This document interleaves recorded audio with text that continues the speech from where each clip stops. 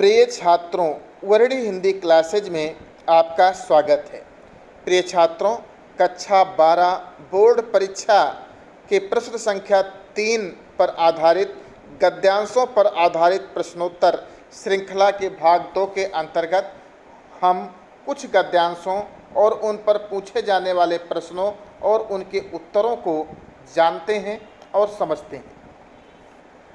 पृथ्वी और आकाश के अंतराल में जो कुछ सामग्री भरी है, पृथ्वी की चारों ओर फैले हुए गंभीर सागर में जो जलचर एवं रत्नों की राशियां हैं, उन सबके प्रति चेतना और स्वागत के लिए नए भाव राष्ट्र में फैलने चाहिए।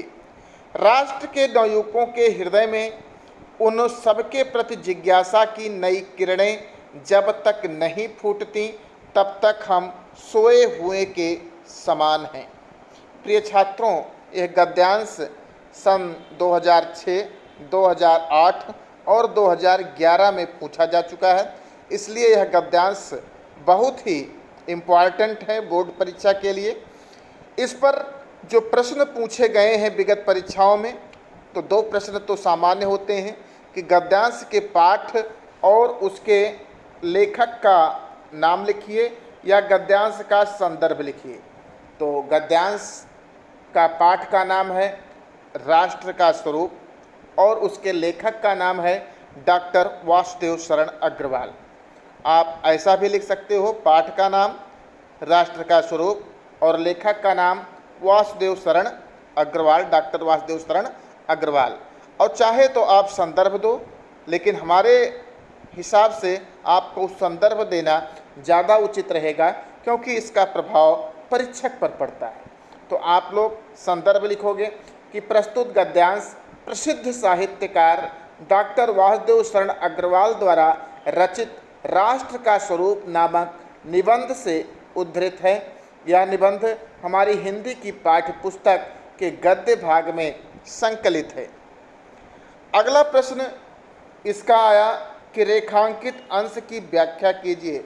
सभी प्रश्न 2-2 अंक के होते हैं और कुल 5 प्रश्न पूछे जाते हैं जो 10 अंक के होते हैं, और इनको 10 अंक प्राप्त करना आपके लिए बहुत ही सुगम है। अगला खंड खा का प्रश्न है कि रेखांकित अंश की व्याख्या कीजिए। अब आप लोग रेखांकित अंश पढ़िए, क्या लिखा है कि पृथ्वी के चारों ओर फैले हुए गंभीर सागर में जो जलचर एवं रत्नों की राशियां हैं, उन सबके प्रति चेतना और स्वागत के नए भाव राष्ट्र में फैलने चाहिए। यहाँ पर लेखक वासुदेव शरण अग्रवाल जी ये कहना चाह रहे हैं कि पृथ्वी के चारों ओर जो गंभीर सागर, गंभीर का अर्थ गहरा सागर फैला हुआ है, उसमें बहुत सारी रत्न, अयस्क, पत्थर, जलचर इत्यादि विद्यमान हैं, जो किसी भी राष्ट्र के लिए उसकी आर्थिक वृद्धि में बहुत ही अधिक योगदान देने में सक्षम हैं। अतः इन सबके प्रति चेतना और स्वागत के भाव राष्ट्र में फैलना चाहिए। चेतना का भाव का अर्थ हुआ कि राष्ट्र को चाहिए कि उसके चारों तरफ जो सागर फैला हुआ है, उस सागर में कौन कौन सी राशियां, रत्न इत्यादि छुपे हुए हैं, उन सबको किस प्रकार से वो खोज सकता है, और जनता को चाहिए कि उनसे जो खोज उत्पन्न हो, जो वो खोजे जाएं, उनको प्राप्त करने की लालसा उत्पन्न हो, उनको प्राप्त करने का स्वागत का भाव मन में उत्पन्न हो, क्योंकि ये राशियां जितनी भी हमें प्राप्त होंगी, उतने ही हम किसी राष्ट्र की समृद्धि में योगदान देने में समर्थ हो सकेंगे। राष्ट्र के नवयुवकों के हृदय में उन सबके प्रति जिज्ञासा की नई किरणें जब तक नहीं फूटती, अर्थात राष्ट्र के नवयुवक को चाहिए कि उनके आसपास जो बिखरी हुई रत्नों की राशियां हैं, जो अयस्क हैं, जो भंडार पड़े हुए हैं, जो जलचर हैं, उन सबके प्रति जानने की अधिक से अधिक, उनके प्रति ज्ञान अर्जित करने की लालसा जब तक उनके हृदय में नहीं फूटती, उनके उपयोग की विधि जब तक हम नहीं जान सकते, तब तक कोई भी राष्ट्र सोए हुए के समान है। अर्थात उस राष्ट्र की उन्नति और विकास नहीं हो सकता। अगला प्रश्न खंडगा में पूछा जा रहा है कि राष्ट्रीयता की भावना के लिए किसके प्रति चेतना जागृत होनी आवश्यक है। अब यहाँ पर स्पष्ट लिखा गया है, पृथ्वी और आकाश के अंतराल में, अर्थात पृथ्वी और आकाश के बीच में जो कुछ भी सामग्री या रत्नों की राशियाँ फैली हुई हैं, उन सब के प्रति चेतना का जागृत होना आवश्यक है। यही इतना आप लिख दोगे, जो कि इस गद्यांश में इसका उत्तर दिया गया है कि पृथ्वी और आकाश के बीच या पृथ्वी और आकाश के अंतराल में जो कुछ भी सामग्री भरी हुई है, चाहे वह अयस्क हों, जलचर हों, रत्नों की राशियां हों, खनिज भंडार हों, कुछ भी हों, उन सब के प्रति राष्ट्र के लोगों की चेतना जागृत होनी आवश्यक है। अगला प्रश्न है, पृथ्वी और आकाश के बीच तथा समुद्र में कौन सी अपार संपदा देखने को मिलती है। तो फिर वही उत्तर है, पृथ्वी और आकाश के बीच जलचर, रत्न, अयस्क, विभिन्न प्रकार की धातुएं इत्यादि अपार संपदा के रूप में देखने को प्राप्त होती हैं। अगला प्रश्न है, राष्ट्र अथवा राष्ट्र के निवासियों को कब तक सुप्त ही समझना चाहिए। तो यहाँ पर लेखक स्पष्ट लिख रहा है कि राष्ट्र के नवयुवकों के हृदय में इन सबके प्रति, अर्थात जो पृथ्वी और आकाश के बीच जो सामग्रियाँ भरी पड़ी हैं, इन सब की जिज्ञासा की नई किरणें जब तक नहीं फूटती तब तक वह सोए हुए के समान है। इस प्रकार से प्रिय छात्रों, इसी गद्यांश में सभी के उत्तर दिए गए हैं और सही उत्तर देने पर आपको 10 अंक आसानी से प्राप्त हो जाएंगे। अगला हम गद्यांश लेते हैं, एक गद्यांश हम और लेते हैं। मातृभूमि पर निवास करने वाले मनुष्य राष्ट्र का दूसरा अंग हैं। पृथ्वी हो और मनुष्य न हो तो राष्ट्र की कल्पना असंभव है। पृथ्वी और जन दोनों के सम्मिलन से ही राष्ट्र का स्वरूप संपादित होता है। जन के कारण ही पृथ्वी मातृभूमि की संज्ञा प्राप्त करती है। पृथ्वी माता है और जन सच्चे अर्थों में पृथ्वी का पुत्र है। तो पाठ का शीर्षक और उसके लेखक का नाम जो पहले बताया गया था वही है, राष्ट्र का स्वरूप, डॉक्टर वासुदेव शरण अग्रवाल। आप लिख दोगे या उसका संदर्भ दे दोगे, 2 अंक आपको वहाँ से सीधे प्राप्त हो जाएंगे।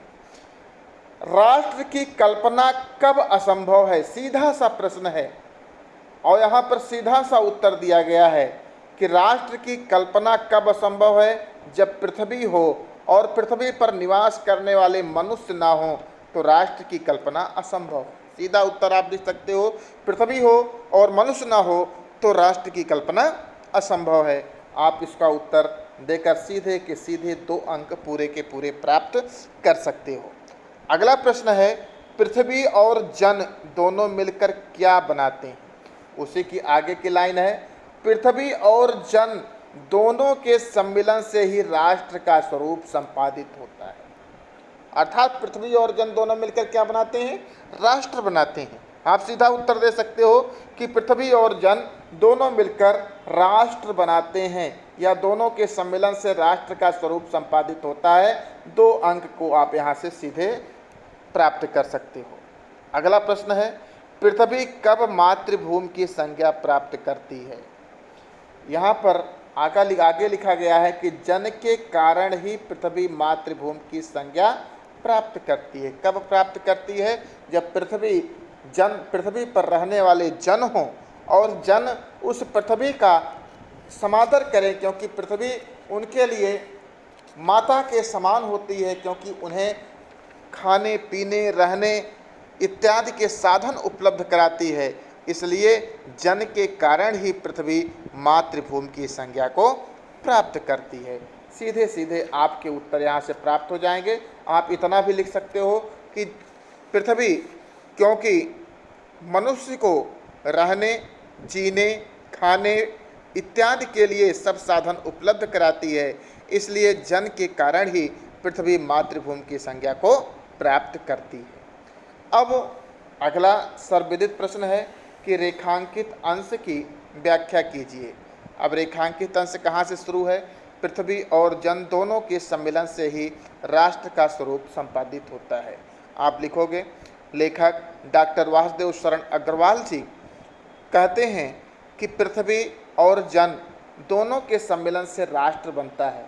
पृथ्वी हो और उस पर निवास करने वाले मनुष्य ना हो तो उस पृथ्वी का कोई मूल्य नहीं है, और मनुष्य हों और उनके लिए पृथ्वी अनुपयोगी हो, पृथ्वी ना हो, रहने के लिए जगह ना हो, खेती करने के लिए ज़मीन ना उपलब्ध हो, तो उनके रहने का कोई अर्थ नहीं होता। इसलिए पृथ्वी और जन दोनों के सम्मिलन से ही किसी राष्ट्र का निर्माण होता है। जन के कारण ही पृथ्वी मातृभूमि की संज्ञा प्राप्त करती है, क्योंकि पृथ्वी वो अपने निवासियों को, अपने ऊपर रहने वाले मानवों को, निवासियों को सब कुछ साधन उसी प्रकार से उपलब्ध कराती है जिस प्रकार से माता अपने पुत्र को जीवित रहने के लिए सारे साधन उपलब्ध कराती है। इसलिए पृथ्वी को कोई भी जन माता के समान पूजनीय मानता है। पृथ्वी माता है और जन सच्चे अर्थों में पृथ्वी का पुत्र है।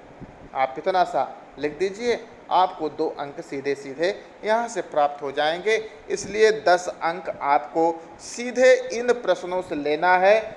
10 अंक से कम आपको यहाँ से नहीं लेना है। किसी प्रकार की लापरवाही क्षम्य यहाँ पर नहीं हो सकती। प्रिय छात्रों, ये इस प्रकार से 2 गद्यांशों के हमने आपको पढ़ के बताया, उसका उत्तर समझाया, किस प्रकार से लिखना है ये समझाया। अब आपको यह कैसा लगा, आपको कितना सीखने को इससे अवसर प्राप्त हुआ, अपने कमेंट में ज़रूर लिखिएगा। वीडियो को लाइक भी कीजिएगा और अपने साथियों को जो कक्षा 12 के हैं उनको शेयर भी कीजिएगा। धन्यवाद।